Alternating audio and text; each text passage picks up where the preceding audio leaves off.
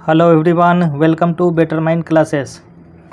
Bihar board matric परीक्षा के लिए जो हम लोग ऑब्जेक्टिव क्वेश्चन कर रहे थे, ये इसका तीसरा पार्ट है।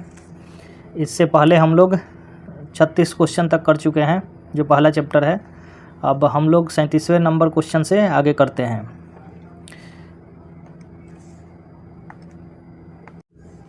इस क्वेश्चन में पूछ रहा है, रासायनिक अभिक्रिया के दौरान किसी पदार्थ में ऑक्सीजन का हास्य क्या कहलाता है। जैसे कोई अभिक्रिया हो रही है, अगर उसमें से ऑक्सीजन निकलेगा, जो उसको बोलते हैं लोग ऑक्सीजन का हास्य, मतलब ऑक्सीजन का निकलना। इसको क्या बोलेंगे? ऑक्सीजन का निकलना। तो उस अभिक्रिया को क्या कहा जाएगा? तो ऐसे जो अभिक्रिया होते हैं जिसमें ऑक्सीजन का क्या होता है, हास्य होता है या फिर ऑक्सीजन जुड़ते हैं, तो एक तो होता है उपचयन और दूसरा होता है अपचयन। जो उपचयन है इसको बोला जाता है ऑक्सीडेशन। इसको हम लोग क्या बोलते हैं इंग्लिश में? ऑक्सीडेशन। और इसको जो अपचयन है इसको इंग्लिश में बोला जाता है रिडक्शन। तो ये क्या है? ये दोनों ये अभिक्रिया का प्रकार है। एक हो गया उपचयन और दूसरा अपचयन। ये जो इंग्लिश वाला नाम है ऑक्सीडेशन, तो इस नाम से ही बोध हो रहा है कि इसमें क्या हो रहा होगा कि ऑक्सीजन का जुड़ना। अगर ऑक्सीजन जुड़ेगा तो उस अभिक्रिया को क्या बोला जाएगा? ऑक्सीडेशन। और इसके उल्टा क्या हो जाएगा कि ऑक्सीजन का निकलना। तो जो ऑक्सीजन का निकलना हो जाएगा वो क्या कहलाएगा? हमारा रिडक्शन। तो रिडक्शन को क्या बोला जाएगा कि ऑक्सीजन का निकलना। या फिर दूसरा भी इसका तरीका है, जैसे हाइड्रोजन के रेस्पेक्ट में बताना हो, तो जैसे यहाँ पे हाइड्रोजन जुड़ रहा है ऑक्सीडेशन में, तो इसका उल्टा क्या हो जाए कि हाइड्रोजन क्या होगा? यहाँ से निकलेगा। तो हाइड्रोजन का निकलना क्या कहलाएगा? ऑक्सीडेशन। अब इसका उल्टा क्या हो जाएगा यहाँ पे हाइड्रोजन के रेस्पेक्ट में कि हाइड्रोजन का जुड़ना क्या कहलाएगा? ये हो जाएगा रिडक्शन, अपचयन। तो इसको ध्यान रखना है कि ऑक्सीडेशन मतलब ऑक्सीजन का जुड़ना, उसको क्या बोलेंगे? ऑक्सीडेशन, उपचयन।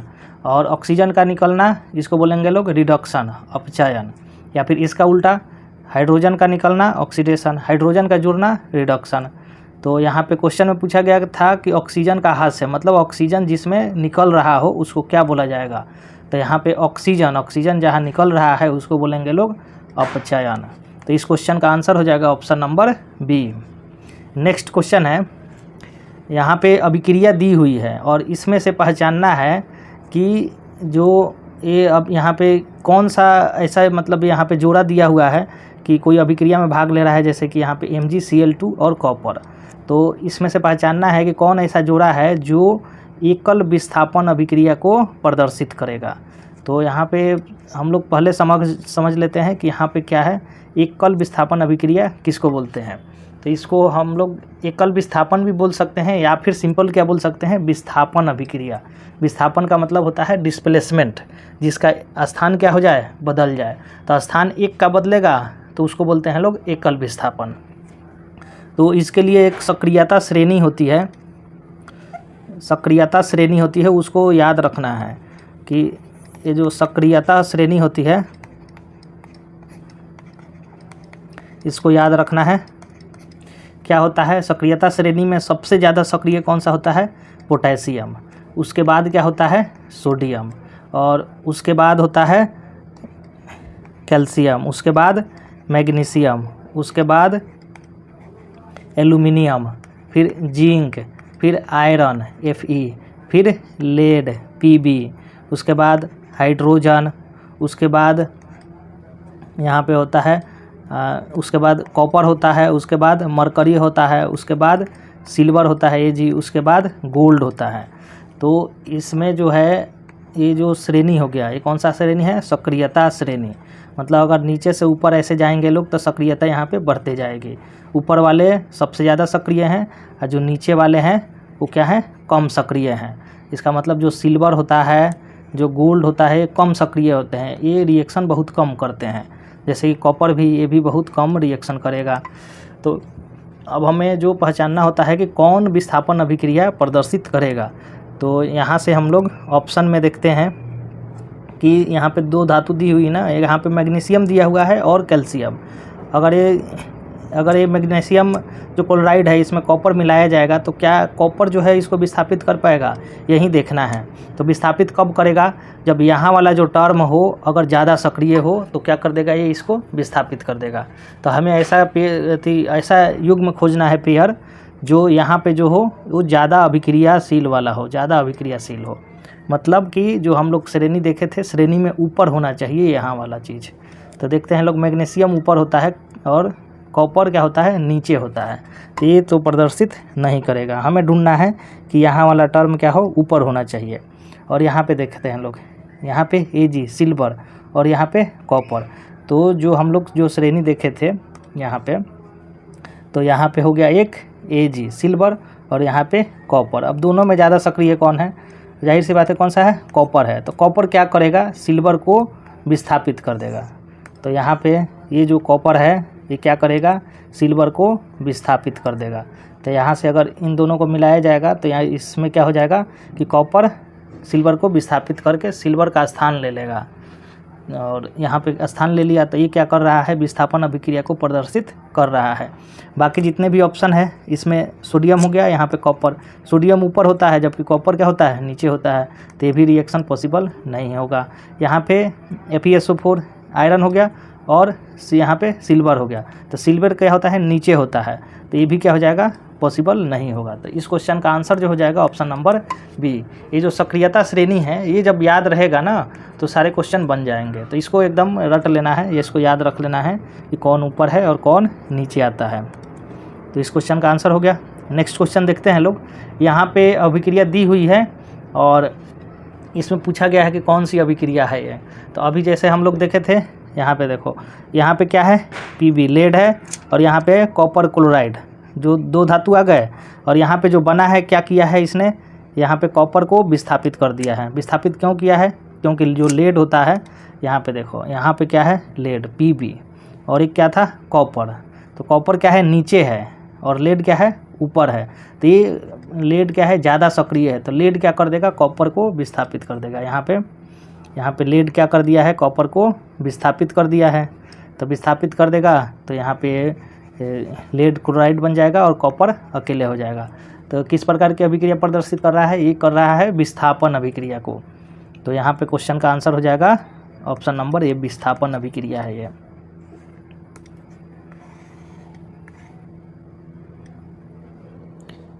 नेक्स्ट क्वेश्चन है, वायुरोधी बर्तनों में खाद्य सामग्री रखने से उपचयन की गति क्या हो जाती है। तो हम लोग जानते हैं कि जो खाद्य सामग्री होती है उसको क्या, कि जो बर्तन में रखते हैं जिसमें कि हवा ना आ पाए, मतलब हवा रोधी, तो उसको बोलते हैं लोग, जैसे कि वायुरोधी, मतलब जिसमें वायु ना पहुंच जाए जिस बर्तन में, उसको बोलेंगे लोग वायुरोधी बर्तन। मतलब एयर टाइट जो कंटेनर होगा उसको बोलेंगे लोग वायुरोधी बर्तन। तो यहाँ पे उसमें जो खाना अगर रखेंगे, खाद्य पदार्थ कोई भी, तो अपचयन की गति क्या हो जाएगी। तो हम लोग जानते हैं कि जो अपचयन होता है इसको इंग्लिश में बोलते हैं लोग ऑक्सीडेशन।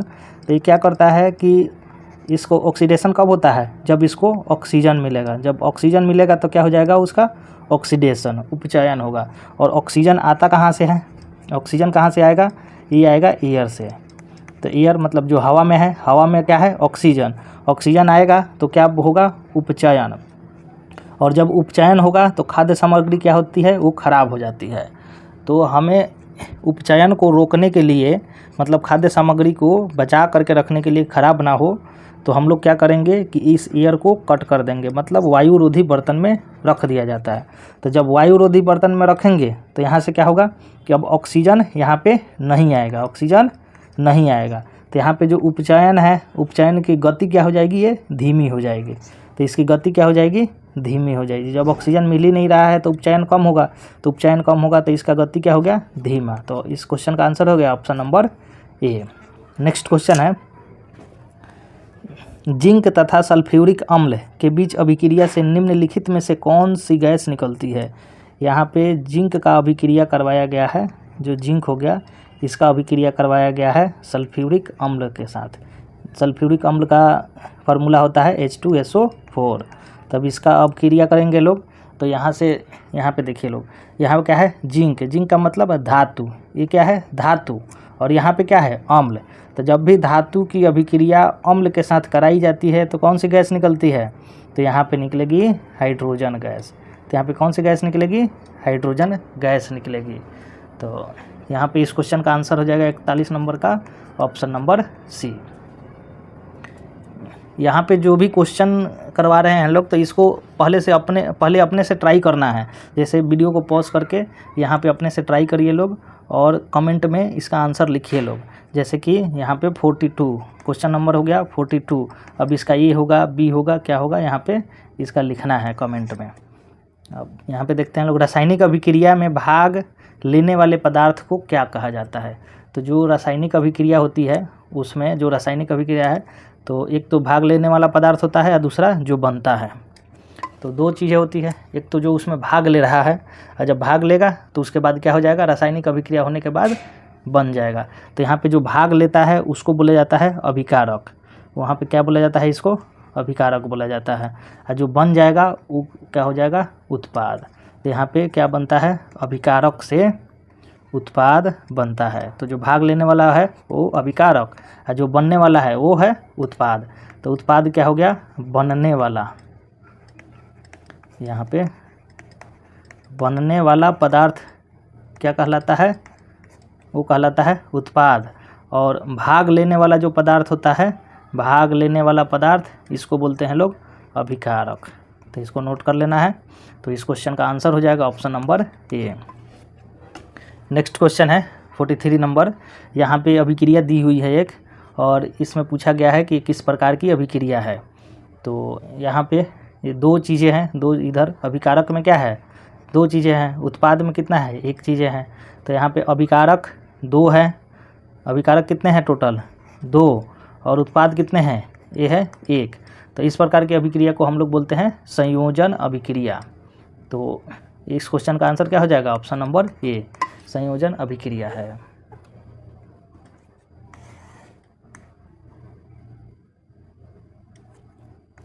नेक्स्ट क्वेश्चन है, निम्न में कौन ऑक्सीकरण की क्रिया नहीं है। यहाँ पे पूछा गया है ऑक्सीकरण की क्रिया, मतलब ऑक्सीकरण मतलब ऑक्सीडेशन, किसमें ऑक्सीडेशन होता है, ऑक्सीकरण होता है। तो यहाँ पे देखते हैं लोग, जो एक ये क्या है, दहन। दहन का मतलब किसी चीज़ को जलाना, तो उसको क्या बोलेंगे लोग, दहन। यहाँ पे ऑप्शन में है श्वसन, और एक है भोजन का पचना, और चौथा ऑप्शन क्या है, अवक्षेपण है। तो यहाँ पे देखिए दहन जो होता है इसमें हम लोग क्या देते हैं, ऑक्सीजन देते हैं। ऑक्सीजन देते हैं तो ऑक्सीजन से ही क्या होता है, जलता है। तो यहाँ पे ऑक्सीजन दिया जा रहा है तो दहन में क्या हो जाएगा कि ऑक्सीकरण हो रहा होगा। यहाँ पे नहीं वाला चुनना है। तो ये दहन वाला क्या है, ऑक्सीजन दे रहे हैं तो ऑक्सीजन देंगे तो ये क्या हो गया, ऑक्सीकरण इसका हो रहा है। ये श्वसन, जब सांस हम लोग लेते हैं तो सांस में क्या लेते हैं, ऑक्सीजन ही लेते हैं। यहाँ पे श्वसन में क्या होता है, ऑक्सीजन लेते हैं हम लोग, तो यहाँ पे क्या मिल रहा है, ऑक्सीजन। तो ये भी क्या हो जाएगा, ऑक्सीकरण होगा। और यहाँ पे भोजन का पचना, तो यहाँ पे जो भोजन पचता है इसमें भी क्या होता है, ऑक्सीजन। ये जो सांस ले रहे हैं हम लोग इससे जो ऑक्सीजन, तो यही क्या हो जाएगा, प्रोसेस भोजन का पचना में भी हो जाएगा। तो यहाँ पे क्या हो जाएगा, इसको भी ऑक्सीजन मिल रहा है तो मतलब ऑक्सीकरण इसका हो रहा है। और यहाँ पे ये नाम है अवक्षेपण, इसको इंग्लिश में बोला जाता है प्रिसिपिटेशन। प्रिसिपिटेशन इसको बोला जाता है। इसका मतलब होता है कि कोई भी अभिक्रिया होगा, जैसे कि मान लेते हैं लोग कोई भी अभिक्रिया हम लोग कराए, ठीक, कोई ये कंटेनर है, ठीक, अब इसमें अभिक्रिया करवाएंगे लोग, तो अगर जो सॉलिड अवस्था में नीचे अगर जो बैठ जाएगा, मतलब एक तो हो गया ये जलीय विलयन, और इसमें क्या हो जाएगा, एक सॉलिड रूप में यहाँ पे कुछ मिलेगा, तो इसी को सॉलिड वाले को क्या बोला जाता है, ये जो सॉलिड चीज़ है ठोस, इसी को क्या बोला जाता है, अवक्षेप। तो जिस अभिक्रिया में अवक्षेप बनता है उस अभिक्रिया को क्या बोला जाता है, अवक्षेपण अभिक्रिया। तो अवक्षेपण अभिक्रिया में यहाँ पे ऑक्सीकरण नहीं होता है। तो इस क्वेश्चन का जो आंसर है कि ऑक्सीकरण की क्रिया किस में नहीं होती है, तो वो हो जाएगा कि अवक्षेपण अभिक्रिया में ऑक्सीकरण नहीं होता है। इस क्वेश्चन का आंसर हो जाएगा option number D. Next question है, यहाँ पे एक अभिक्रिया दी हुई है, अब पूछा गया है कि ये किस प्रकार की अभिक्रिया है।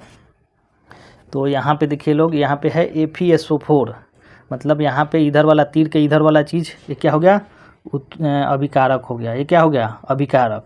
और अभिकारक की संख्या कितनी है 1 है, अभिकारक की संख्या कितनी 1।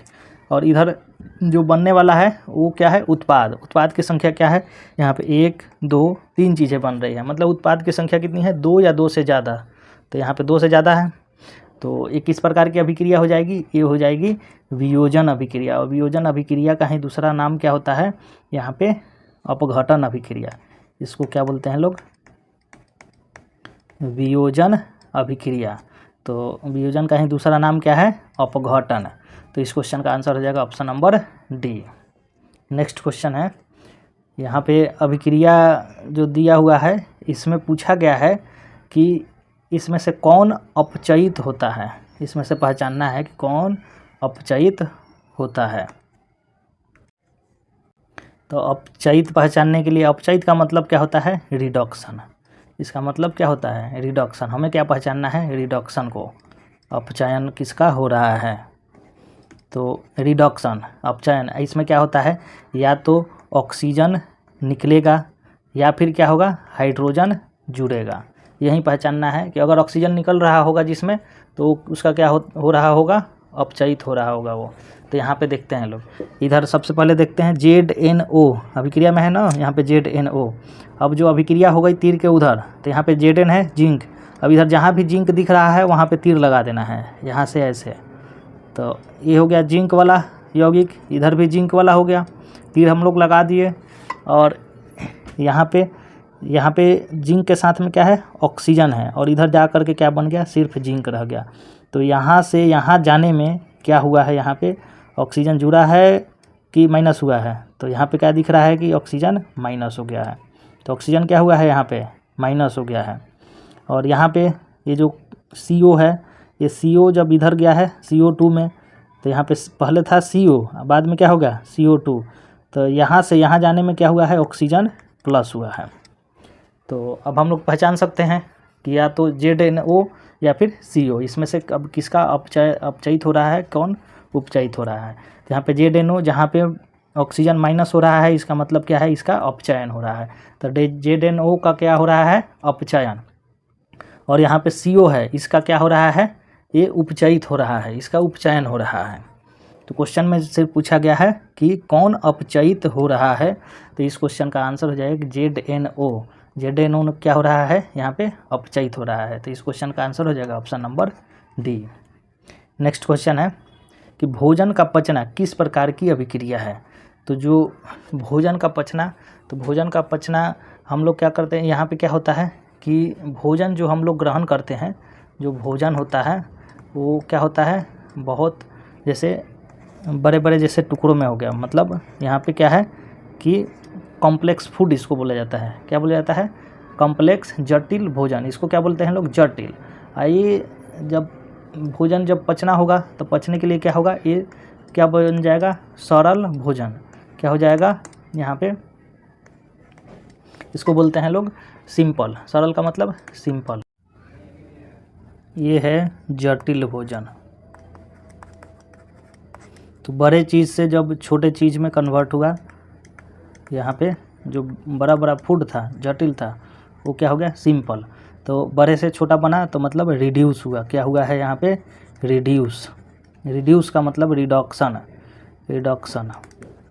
और रिडक्शन को हिंदी में क्या बोलते हैं अपचयन, क्या बोला जाता है अपचयन। तो ये 47 नंबर जो क्वेश्चन है कि भोजन का पचना क्या हो जाएगा यहाँ पे अपचयन हो जाएगा। नेक्स्ट क्वेश्चन है, यहाँ पे अभिक्रिया दी हुई है और इसमें से पहचानना है यहाँ पे कि कौन संतुलित समीकरण है। तो यहाँ पे संतुलित समीकरण, तो संतुलित समीकरण किसे बोलते हैं, यहाँ पे जो कोई भी रासायनिक समीकरण हो उसको संतुलित कब बोलेंगे, जब जो यहाँ पे क्या होता है जो भी यहाँ पे रासायनिक समीकरण है तो इसमें क्या होगा एक होगा अभिकारक, तो अभिकारक और यहाँ पे क्या बनता है उत्पाद। तो ये हो गया रासायनिक अभिक्रिया। तो अब इसमें क्या होगा कि अभिकारक में क्या होगा तत्वों की संख्या, तो क्या होना चाहिए कि अभिकारक की जो तत्वों की संख्या होगी, तत्वों की संख्या वो क्या हो जाना चाहिए बराबर होना चाहिए उत्पाद की तत्वों की संख्या के, उत्पाद की तत्वों की संख्या। तो जिस अभिक्रिया में अभिकारक के तत्वों की संख्या क्या होगी, बराबर यहाँ पे उत्पाद के तत्वों की संख्या इसके बराबर होगी, तो उसको बोलेंगे लोग कि ये समीकरण क्या है, संतुलित है। तो यहाँ पे पहचानना है हमें, तो यहाँ पे काउंट करना है। जैसे यहाँ पे सोडियम 1 है तो इधर भी क्या है, 1 है, तो सोडियम क्या है, बैलेंस है, यहाँ पे संतुलित है। यहाँ पे हाइड्रोजन 2 है, इधर भी क्या है, यहाँ पे हाइड्रोजन, यहाँ पे 1 और 2 3 है, तो ये संतुलित नहीं है। नेक्स्ट जो है क्वेश्चन यहाँ इसमें ऑप्शन में कि बेरियम हो गया, यहाँ पे 1, यहाँ भी 1, तो बेरियम ठीक है। यहाँ पे क्लोरीन 2 है, यहाँ क्लोरीन भी 2 है, यहाँ पे हाइड्रोजन 2 है, इधर भी हाइड्रोजन 2, यहाँ पे सल्फ़र 1 है, यहाँ भी सल्फ़र 1 है, यहाँ पे ऑक्सीजन 4 है, यहाँ भी 4 है, तो ये क्या है, ये संतुलित है। तो इसमें यही पहचानना था कि कौन संतुलित है। यहाँ पे जब काउंट करेंगे लोग तो ये भी संतुलित नहीं है और ये भी संतुलित नहीं है, इसको बनाना है, इसको संतुलित करना है। आप लोग यहाँ पे प्रैक्टिस करिएगा लोग कि जो भी समीकरण दिया है इसको क्या करना है, संतुलित करना है। तो इसमें से एक तो संतुलित है, बाकी तीनों क्या है, संतुलित नहीं है। तो इसलिए इस क्वेश्चन का आंसर क्या हो गया, option number B. Next question है कि जब कली चूना पर जल डाला जाता है तब किस प्रकार की अभिक्रिया होती है। तो यहाँ पे एक टर्म आ गया कली चूना, और इस पे क्या डालते हैं लोग, जल, तो किस प्रकार की अभिक्रिया होती है इसी को पहचानना है। तो पहले तो देखते हैं कि कली चूना कैसे बनता है। तो यहाँ पे एक पदार्थ होता है कैल्शियम कार्बोनेट CaCO3, तो इसको बोलते हैं लोग कैल्शियम कार्बोनेट, या इसका साधारण नाम है चूना पत्थर। तो जब चूना पत्थर को गर्म किया जाता है, क्या करते हैं, गर्म, तो यहाँ पे क्या बनेगा, CaO और यहाँ पे CO2 गैस निकलेगी। तो ये जो CaO है इसी को क्या हम लोग बोलते हैं, कली चूना। इसको क्या बोला जाता है, कली चूना, और सिंपल क्या इसको बोल देते हैं लोग, चूना। अब यहाँ पे क्या किए हैं हम लोग, गर्म किए हैं, तो ये क्या कैसा किस अवस्था में होगा, अभी ये गर्म होगा। तो गर्म होगा तो इसका मतलब है कि अभी जलाए हैं लोग, तो जलाए हैं तो ये बूझा हुआ तो नहीं है, तो इसको बोलेंगे लोग अनबूझा, यह क्या है, अनबूझा है। तो अनबूझा चूना अगर पूछा जाए तो उसका फार्मूला क्या होता है, CaO, या फिर कली चूना पूछा जाए तो उसका फार्मूला क्या होता है, CaO। अब जो यहाँ पे अनबूझा चूना है CaO, अगर इसमें हम लोग पानी डालेंगे तो क्या हो जाएगा, ये बुझ जाएगा। मतलब पहले जो गर्म था अब क्या हो जाएगा, ठंडा हो जाएगा, मतलब बुझ जाएगा। और यहाँ पे क्या हो जाएगी अभिक्रिया, यहाँ पे बन जाएगा कैल्शियम हाइड्रोक्साइड CaOH का होल ट्वाइस। तो यहाँ पे कैल्शियम हाइड्रोक्साइड, तो इसका जो साधारण नाम है इसको बोलते हैं लोग बूझा हुआ चूना। तो इसको क्या बोला जाता है, बूझा हुआ चूना। तो अब यहाँ पे पहले जो गर्म था अगर उसमें पानी डालेंगे तो यहाँ से क्या निकलेगा, हीट निकलेगा, और यहाँ पे क्या निकलेगा, हीट निकलेगा। ये जैसे जो चूना होता है जो दीवारों पे पुताई करने के लिए जब उसको पानी में डाला जाता है तो वहाँ से क्या निकलता है, हीट निकलने लगता है। तो हीट निकलता है तो यहाँ इस अभिक्रिया में क्या निकल रही है, ऊष्मा निकल रही है, हीट। तो जिस अभिक्रिया में ऊष्मा निकलती हो उस अभिक्रिया को क्या बोला जाता है, ऊष्माक्षेपी अभिक्रिया। तो यहाँ पे आंसर देखते हैं लोग कि कौन सा है। यहाँ पे ऑप्शन नंबर बी में क्या दिया हुआ है कि ऊष्माक्षेपी। तो वही हो गया कि जब कली चूना पर जल डालते हैं तो किस प्रकार की अभिक्रिया होती है, ये होती है ऊष्माक्षेपी अभिक्रिया, क्योंकि इसमें क्या निकलता है, ऊष्मा निकलता है। नेक्स्ट क्वेश्चन है, यहाँ पे पूछा गया है कि किस इसमें जो कोई अभिक्रिया है उसमें क्या हो रहा है, आयनों का आदान प्रदान हो रहा है, उस अभिक्रिया को क्या बोला जाएगा। तो कोई भी अभिक्रिया हो जिसमें क्या हो, आयनों का आदान प्रदान हो, तो उसको बोला जाता है द्विविस्थापन अभिक्रिया, डबल डिस्प्लेसमेंट रिएक्शन।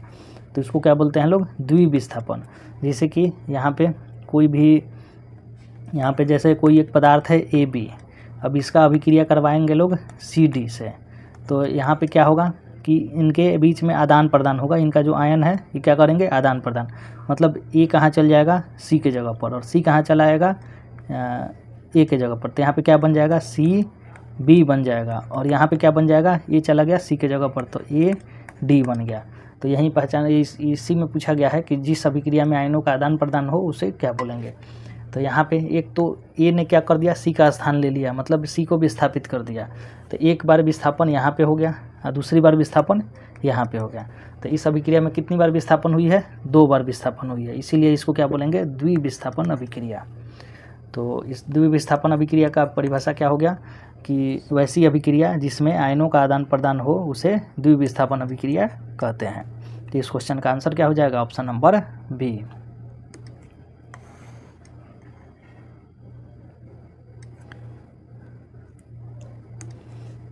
यहाँ पे नेक्स्ट क्वेश्चन में दिया हुआ है वही समीकरण दिया है, इसमें पहचानना है कि कौन संतुलित नहीं है। इस समीकरण में क्या है कि कौन संतुलित नहीं है। तो यहाँ पे काउंट करते हैं लोग, हाइड्रोजन कितना है 4 है, यहाँ पे हाइड्रोजन कितना है 4, ऑक्सीजन यहाँ पे 2, यहाँ भी क्या है 2, तो ये क्या है संतुलित है। और यहाँ पे पोटेशियम 2 है, यहाँ भी पोटेशियम 2, क्लोरीन यहाँ पे 1 है 2 है और यहाँ भी 2 है, ऑक्सीजन यहाँ पे 3 दूना के 6, यहाँ भी 3 दूना के 6, ये भी क्या है संतुलित है। यहाँ पे 2 हाइड्रोजन है और 2 क्लोरीन, यहाँ इधर भी 2 हाइड्रोजन 2 क्लोरीन, ये भी क्या है संतुलित है। यहाँ पे लेड 1 है, इधर भी 1 है। यहाँ पे नाइट्रोजन, यहाँ पे ब्रैकेट में 2 लिखा हुआ है, इसका मतलब 2 है। नाइट्रोजन कितना है 2 है, इधर नाइट्रोजन खोजिए लोग, यहाँ पे क्या है 1 है सिर्फ, तो ये क्या हो गया संतुलित नहीं है। अब इसको प्रैक्टिस कर लेना है, इसको संतुलित बनाना है। तो इस क्वेश्चन में पूछा गया था कि कौन संतुलित नहीं है, तो ये हो जाएगा option number D. Next question है यहाँ पे उपचयन में निम्नलिखित में से क्या होता है। यहाँ पे उपचयन अभी हम लोग पढ़े थे कि उपचयन का मतलब होता है ऑक्सीडेशन। उपचयन का मतलब क्या होता है ऑक्सीडेशन। तो उपचयन में क्या होता है ऑक्सीजन का जुड़ना क्या कहलाता है उपचयन। तो इस क्वेश्चन का आंसर क्या हो जाएगा कि ऑक्सीजन का योग, वो क्या कहलाएगा उपचयन कहलाएगा। नेक्स्ट क्वेश्चन है यहाँ पे पूछा गया है कि जल में वैद्युत अपघटन में कैथोड पर कौन सी गैस मुक्त होती है। यहाँ पे जो विद्युत अपघटन किया जाता है, जैसे कि यहाँ पे कोई एक कंटेनर है, इसमें क्या होता है 2 रॉड होती है। यहाँ पे क्या होता है 2 रॉड होती है, और तो एक को बोला जाता है एनोड और दूसरे को कैथोड। एक को बोलते हैं एनोड और दूसरे को कैथोड। और एनोड क्या होता है, ये होता है हमारा प्लस, कैथोड क्या होता है, ये होता है हमारा माइनस। तो एनोड क्या हो गया प्लस, कैथोड हो गया माइनस। तो यहाँ पे जल है, क्या है जल है। तो जब इसमें हम लोग क्या दिए, यहाँ से विद्युत धारा दिए, विद्युत धारा देंगे तो क्या हो जाएगा, यहाँ पे विद्युत धारा देने पर यहाँ पे हाइड्रोजन और ऑक्सीजन ये क्या होगा टूटेगा। यहाँ पे हाइड्रोजन और ऑक्सीजन क्या होगा यहाँ पे टूटेगा। तो हाइड्रोजन प्लस है तो एक किधर को जाएगा यहाँ पे कैथोड की तरफ, और ऑक्सीजन क्या है माइनस, तो ये माइनस वाला किधर जाएगा, ये जाएगा एनोड की तरफ। तो यहाँ पे एनोड पे कौन सा आएगा ऑक्सीजन, कैथोड पे कौन सा जाएगा यहाँ पे हाइड्रोजन। तो यहाँ पे पूछा गया है कि कैथोड पर कौन सी गैस मुक्त होगी। तो कैथोड पर कौन सा गैस आ रहा है यहाँ पे, ये आ रहा है हाइड्रोजन। तो कौन सा आ रहा है हाइड्रोजन आएगा कैथोड पर। तो इस क्वेश्चन का आंसर हो गया ऑप्शन नंबर बी। जो पहले चैप्टर से जितने भी क्वेश्चन थे यहाँ पे कंप्लीट हो गए हैं, और जो बोर्ड परीक्षा है ज़्यादातर क्वेश्चन यहीं से पूछे जाते हैं और इसी कंसेप्ट पे पूछे जाते हैं। तो सारे कंसेप्ट को ध्यान रखना है और इसको बार बार रिवाइज करना है। अगर वीडियो अच्छी लगी हो तो इसको लाइक करिए, शेयर करिए और चैनल को सब्सक्राइब करिए। Thank you.